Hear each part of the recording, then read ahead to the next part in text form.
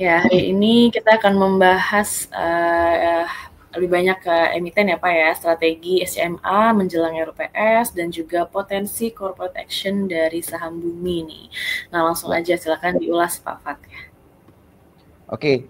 Jadi saya mungkin recap beberapa waktu lalu, mungkin 2, 3 hari yang lalu ya, kita lebih fokus ke pergerakan harga emas ya, my friends ya. Dan sejauh ini kan udah on track. Jadi kalau untuk yang memang niatnya trading ya silakan kalau memang mau direalisasikan. Nah sekarang kita coba cari lagi emiten-emiten yang memang punya potensi corporate actions dan memang ketika keadaan marketnya cenderung kurang stabil, biasanya mereka yang melakukan corporate action itu pergerakannya tanda kutip bisa lebih pasti ya kalau misalnya dilihat dari beberapa waktu terakhir ini.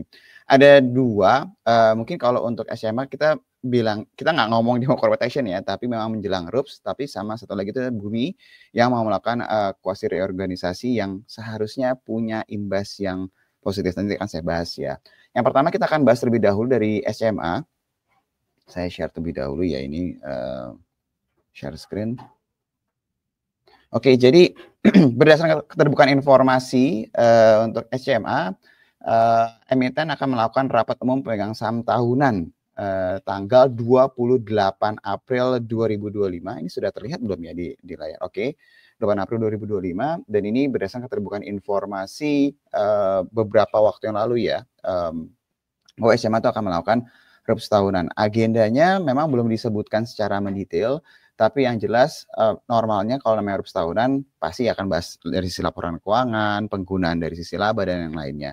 Jadi kalau misalnya tanya mungkin nggak sih SMA ini membagikan dividen atau melakukan apa ya investasi atau hal yang lainnya yang berhubungan dengan dari pengolahan dari laba yang dimiliki sama SMA, itu nanti kita akan dengar nanti pas RUPS tahunan ya. Nah, tapi ada hal yang menarik dari laporan keuangan SMA di tahun 2024 kemarin ya. Jadi ini akan terus sama tesisnya kecuali nanti berubah ketika mereka rilis laporan keuangan kuartal 1 di 2025. Yang mau saya tampilkan di sini sebentar. Oke, nah ini yang hal yang cukup menarik dari laporan keuangan SCMA ini. Oke, kalau my friends perhatikan secara seksama, saya scroll dulu ke atas ya. Nah ini dari sisi nilai kas yang dimiliki sama SMA di laporan keuangan tahun 2024 akhir 2024 ada perubahan signifikan dari kas dan setara kasnya SMA. Jadi kalau my friends lihat di Desember 2023 angkanya itu sekitar 634 miliar rupiah. Sedangkan di Desember 2024 angka itu melonjak 2,5 triliun. Ini kalau misalnya saya coba cek kenaikan kas ini bukan karena labanya 1,8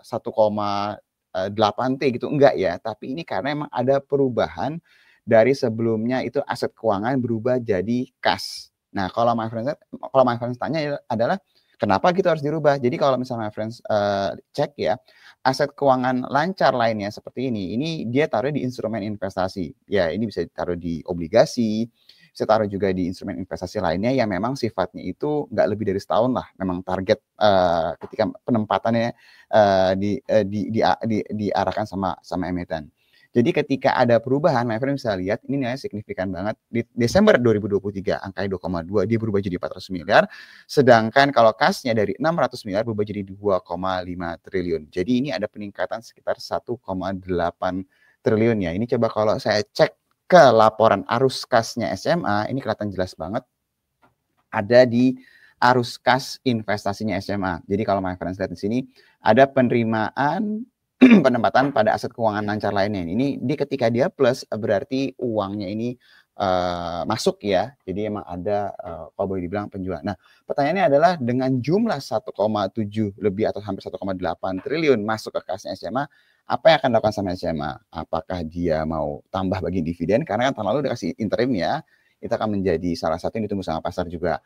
Ataukah memang ada alokasi lainnya? Karena ketika dia berubah dari instrumen investasi berubah jadi kas, berarti penggunaannya akan digunakan dalam jangka pendek. Nah, ini yang harus my friends perhatiin, karena SMA salah satu yang sering kita bahas ya beberapa bulan terakhir ini, kalau sampai nanti ada surprise di RUPS-nya, salah satunya mungkin akan datang dari penggunaan kas yang berubah dari sebelumnya dari instrumen investasi berubah jadi kas, yang seharusnya bisa mungkin berpotensi membagikan dividen atau ada hal lain yang nanti akan dibahas ketika erupsi tahunan